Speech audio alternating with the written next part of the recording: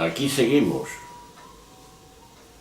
Y hoy, después de decirnos el Señor que sin testimonio no podemos convencer a nadie, y nos lo dice a todos, no solamente a la Iglesia y a los miembros que somos nosotros, todos los fieles, el Papa, los obispos,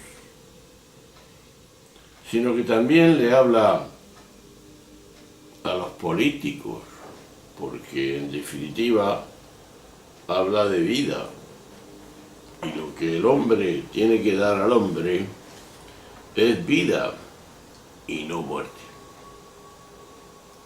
Pues bien, seguimos en nuestra ruta de todos los días,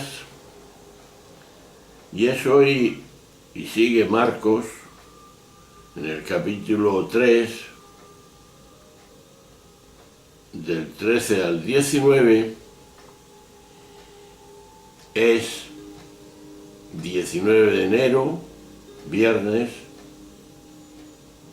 Estamos en la liturgia de la Iglesia Católica, en el ciclo B, y nos relata Marcos este relato. En aquel tiempo, Jesús subió a la montaña, llamó a los que quiso y se fueron con él. A 12 los hizo sus compañeros para enviarlos a predicar, con poder para expulsar demonios. Simón, a quien dio el sobrenombre de Pedro, Santiago, el del Zebedeo, y sus hermanos Juan, a quienes dio el sobrenombre de Boanerges, los truenos, Andrés, Felipe, Bartolomé, Mateo, Tomás, Santiago el de Alfeo, Tadeo, Simón el cananeo y Judas Iscariote, que lo entregó. Marcos sigue y ofrece la lista de los 12, después de señalar algunos datos que debían resultar especialmente significativos para su comunidad, la cual estaba viviendo esa dimensión. Que la iniciativa corresponde a Jesús, que llamó, y lo hemos oído bien, a los que quiso, y que los apóstoles fueron elegidos para continuar la misma misión del Maestro Jesús: predicar, anunciar la buena noticia, la sabiduría de Dios, curar y expulsar demonios. De ahí que lo importante para el evangelista Marcos no son los nombres, algunos de los cuales no coincidirán con los que aparecen en los otros evangelios, sino el simbólico número de 12, una alusión directa a las tribus que formaron el pueblo de Israel. De manera simbólica, se presenta la actividad de Jesús como el empeño de restaurar el pueblo en su totalidad. Parece que los escasos textos evangélicos que hablan de una iglesia supuestamente fundada por Jesús no pertenecen en realidad al Jesús histórico, sino que fueron insertados posteriormente por aquellas comunidades, de un modo especial la de Mateo, que hicieron esa lectura. A tenor de los datos de que disponemos, no hay indicios de que el maestro de Nazaret pretendiera fundar una nueva religión, ni poner en marcha un grupo que se considerara como una institución religiosa, como entendemos nosotros. Su objetivo parecía concretarse más bien en restaurar radicalmente a su propio pueblo, a partir de una interpretación también radical de la Torá. Visto esto desde fuera, se trató de un rabino que aparentemente fracasó en su intento, como era Jesús. Murió ejecutado por los romanos a instancias de la autoridad religiosa judía, como un provocador peligroso, y que apenas fue conocido en su época al margen de los ámbitos donde desarrolló su actividad. Como afirma Antonio Piñero en una entrevista reciente, decía él: si hubiera existido un periódico en la época aquella, ¿cuántos crees que habrían ocupado la muerte en la cruz de Jesús?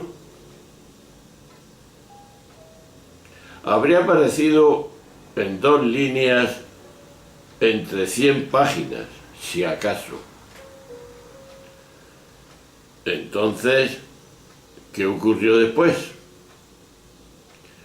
Una confluencia de factores desde la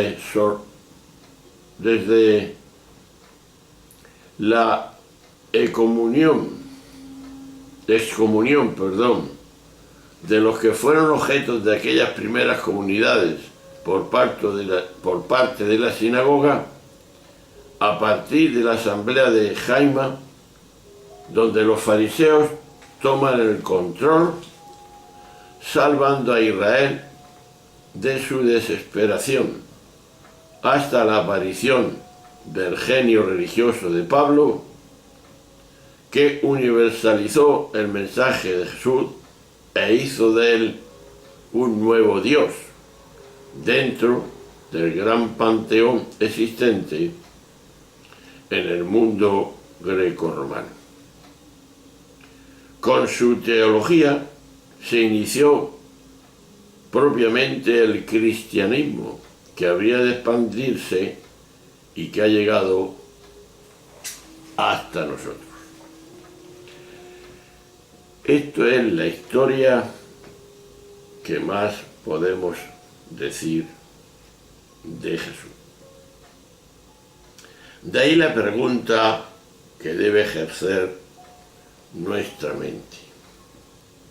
¿Distingo la originalidad del mensaje de Jesús de lo que pudo añadirse más tarde. Hay que distinguirlo bien. En este vídeo, en el 49, para entendernos en nuestro orden, que ahora seguimos comentando.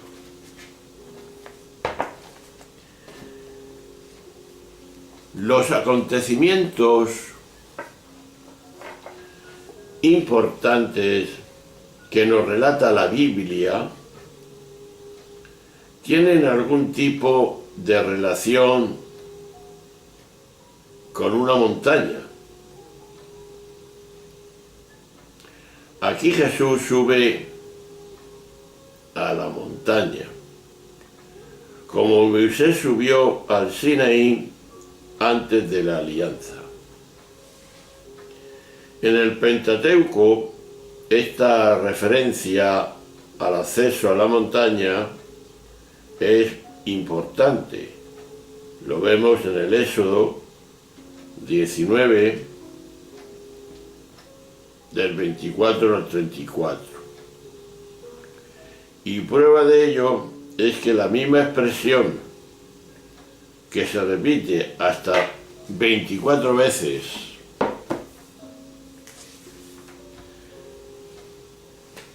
y la repite la traducción de los 70, y es que la proximidad de Dios, o la proximidad a Dios, expresada en la altura, es el anuncio de algo decisivo en aquel tiempo.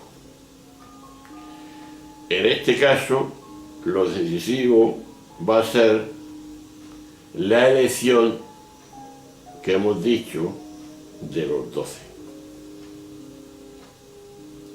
Algo que llama la atención. Y es que antes de la venida del Espíritu se pensaba que el grupo de los 12 tenía que estar completo. Por eso, cuando faltó Judas, se suplió su ausencia con la elección de Matías, que nos narra los Hechos de los Apóstoles, en el capítulo 1, del 15 al 26. Pero después, cuando fueron desapareciendo los 12, nadie sintió la necesidad de perpetuar aquel grupo, tal como aparece estructurado en los evangelios. Y es que la finalidad de aquellos primeros 12 era estar con Jesús.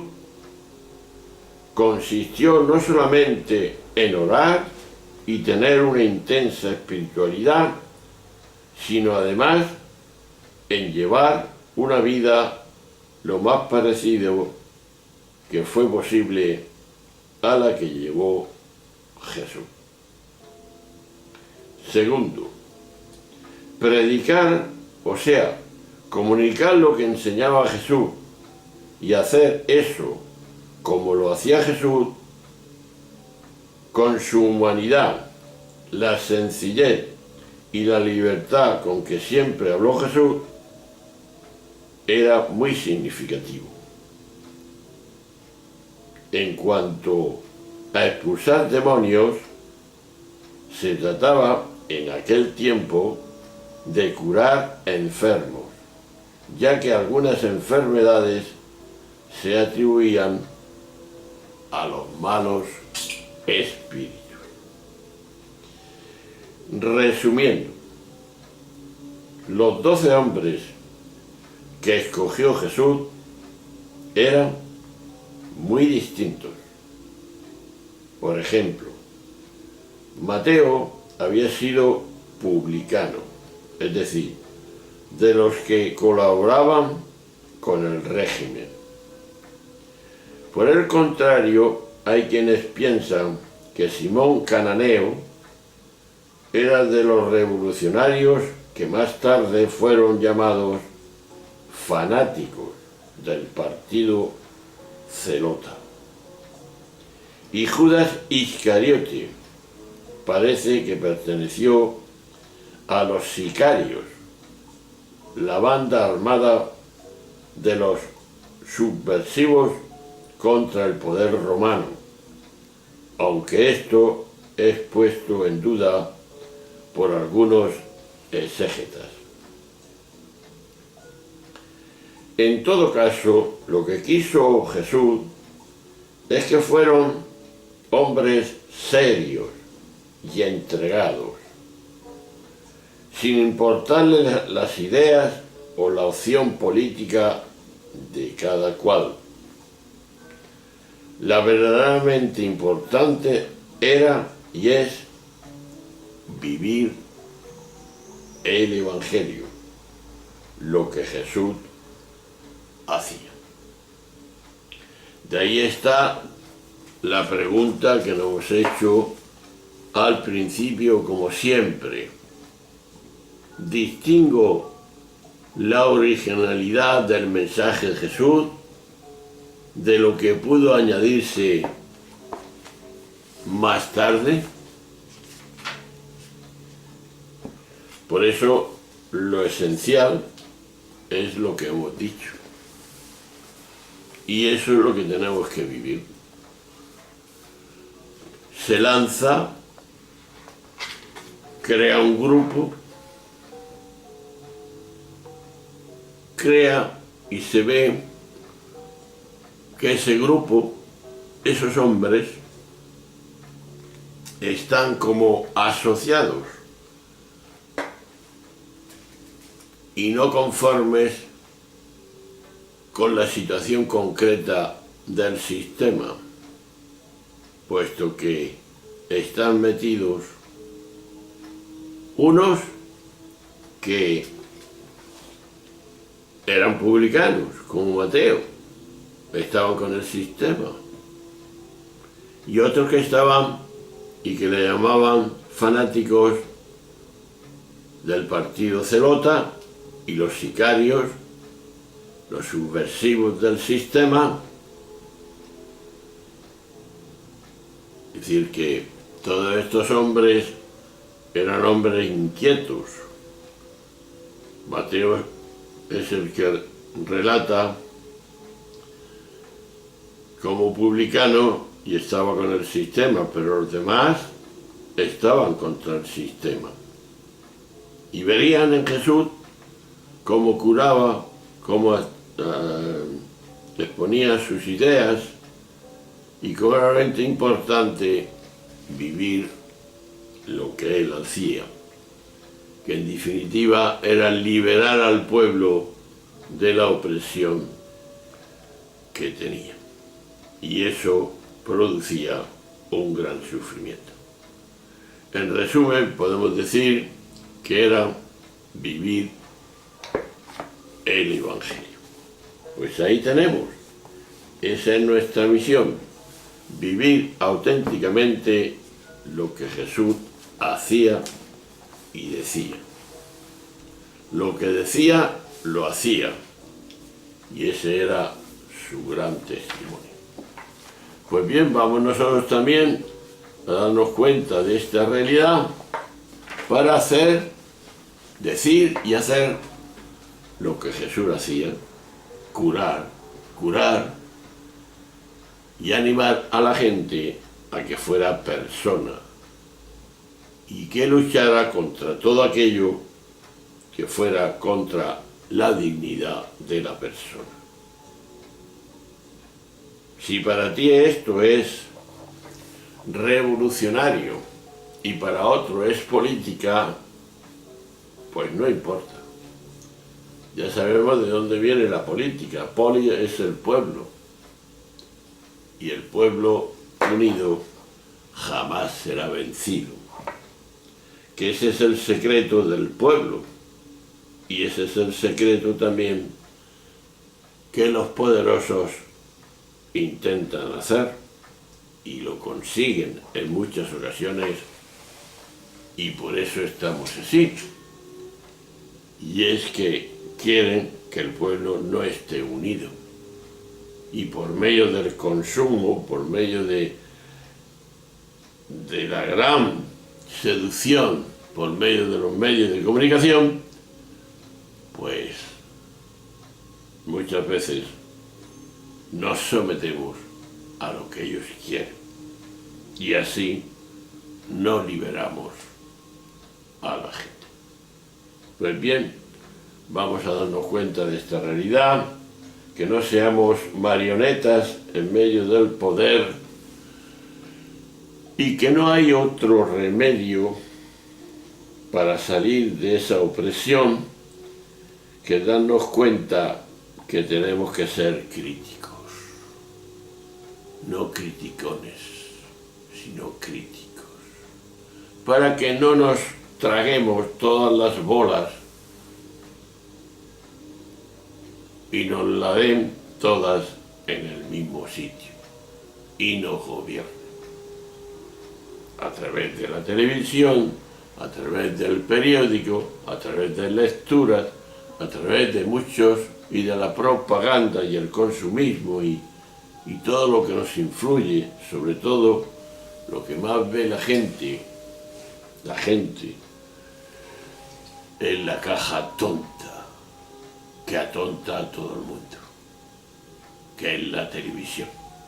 Y no porque sea mala, sino porque hay que escoger y saber lo que es bueno, lo que nos ata, lo que nos esclaviza y lo que nos puede liberar. Y más todavía en este mundo actual, en este año 2018, en que todos parece ser, menos los políticos, que lo que pensamos es que si no vivimos una vida austera, así dicho, sencilla, no con tanto consumo, más sencillez de vida, no gastar por gastar, no tener por tener, sino vivir en lo necesario, simplemente, en la dignidad de la persona, sin pensar como el animal, que está ya satisfecho porque ha comido bien, y elevamos un poco nuestra dignidad, entonces se podrá vivir. Pero de esta forma que estamos viviendo, de este consumismo atroz, y esos mandatos y esas masivas que detestamos, de esos tres dioses que decimos, que vive nuestro mundo, y que parece que no lo creemos, tanto tienes, tanto vales, es una gran equivocación. No es más feliz el que más tiene, sino el que menos necesita. Y ese que afirma esa dimensión, que menos necesita, es porque no está apegado a nada. Utiliza las cosas, no las cosas lo utilizan a él. Y ahí está el secreto. Y solamente los que creemos y la gente honrada, aunque no crea, no se ha hecho tres dioses como el poder. El poder, el dinero y el prestigio. Pero ahora, con la observancia de que si el poder se utiliza, no es tanto como utiliza el poder la seducción, que a veces es tan fuerte si no nos damos cuenta y nos seduce, más que la fe, más que lo que debe ser la verdad. Cuidado entonces, que tenemos unos elementos ahí que si no nos damos cuenta nos paralizan e incluso nos da miedo el pensarlo. Algunos dicen que tenemos miedo al Evangelio, porque el Evangelio es la verdad, no va con tapujos, y el Evangelio es Jesús de Nazaret. Y también la verdad está en la sabiduría que Dios nos da y que nos dio al crearnos. Somos plenitud y como tales tenemos que vivir. Quien peca es por ignorancia, porque no ha sabido elegir lo que es la sabiduría, no por malicia. Esto lo tenemos que tener en cuenta mucho, porque si no fuéramos tan ignorantes y eligiéramos la sabiduría, que en definitiva es Dios, lo que nos está diciendo Jesús, pues seríamos más felices, porque estamos en esta terruña para eso, para ser felices allá en el paraíso. Este mundo es también un paraíso que si está deteriorado, está roto por el hombre, se puede solucionar si el hombre vive en la verdad. El ejemplo, el testimonio arrastra a muchos. Y eso es lo que la gente quiere. Cuando ve que un sacerdote, un laico, un cristiano, un hombre honrado de verdad, sigue a esa persona. Ve la verdad en esa persona. No hay otro camino. Un saludo, un abrazo, hasta siempre.